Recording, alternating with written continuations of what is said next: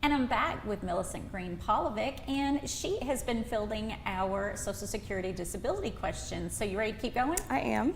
Okay, well, one of our callers wants to know, they filed with Social Security disability a claim, and it's been over 60 days. Do they have a deadline?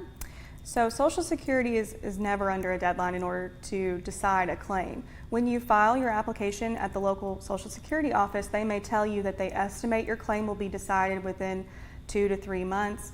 A lot of times that's not the case. Right now we are definitely experiencing staffing cuts from the top down in Social Security, and that applies at every level of the agency, the local offices, the state offices, and the federal offices with the hearing office.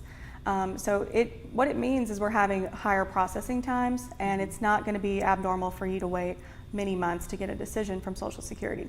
If your case is taking over a year to get a decision at the initial level or at the reconsideration level, then what I would suggest is you can make a congressional inquiry where you contact your congressman and ask them to look into it for you if you're not having any luck getting a response from Social Security. That doesn't mean that your congressman has any sway in the decision on your case or how quickly, and they can't force a decision to be made. But it does mean that your case is going to get pulled and someone's going to be made aware of the fact that your case has been pending for a long time. But if it's just been 2 or 3 months, that's very, very normal. Even 6 months, very normal. So unfortunately, it just takes a while. We just have to be patient. Yeah. And that's hard sometimes. Very much.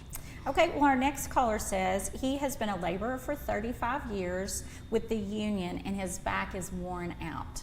Can he apply for Social Security? Well, it's funny that he says he's worn out because we call this the worn out worker rule, or it's called the arduous unskilled labor rule. What that means is if you've done a job for over 35 years, where you've done heavy work, having to lift more than 50 pounds on a daily basis, you are going to wear out your body. So Social Security realizes that, and if you have been in that kind of work experience background, it's a little bit easier for you to be found disabled, and you will be deemed disabled if you've worked for 35 years and you have an injury that's preventing you from working in a heavy work environment. Well, that's good to know. That is good to know. It's a good rule. Okay, our next person says, why won't Social Security let me file for my niece? I'm her power of attorney. So Social Security does not recognize power of attorney for someone to manage your benefits for you or to try to get your benefits for you. So they can't file an application on your behalf. You can have an attorney file an application on your behalf, but not a power of attorney. So you can't give that power to someone else to basically file your claim for you. What does exist in Social Security's world is they will appoint a representative payee if you are not able to manage your benefits. So if you have given someone power of attorney over your financial matters, it's likely that you're not able to manage your own benefits, and then a representative payee would be appointed, and that may be the power of attorney. But they will not be able to argue your application for you or fill out the paperwork on your behalf. That's something you would have to do or with the assistance of an attorney. Gotcha. Okay, and I want to squeeze this one in. This person says, I retired 6 months before my heart attack. Can I still file for Social Security? You can. You definitely can still file for disability if you have retired before your injury. However, it does make things look a little bit less genuine, or it's a little bit harder for you to win your case if that's the case. But it is still something that's possible. You can file for disability benefits up until your full retirement age.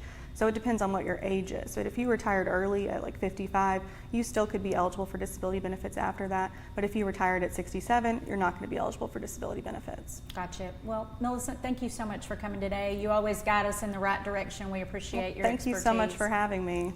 If you would like to revisit this segment of Legal Line with Millicent Rule552, log on to WPSDlocal6.com/legalline. The rest of this week's going to be fantastic with temperatures in the mid-70s, but showers on Saturday and Sunday may put a damper on your Memorial Day weekend plans. And Monday and Tuesday features more with a quiet Wednesday. All right, Nolan, thank you so much. We thank you for watching Local 6 Midday.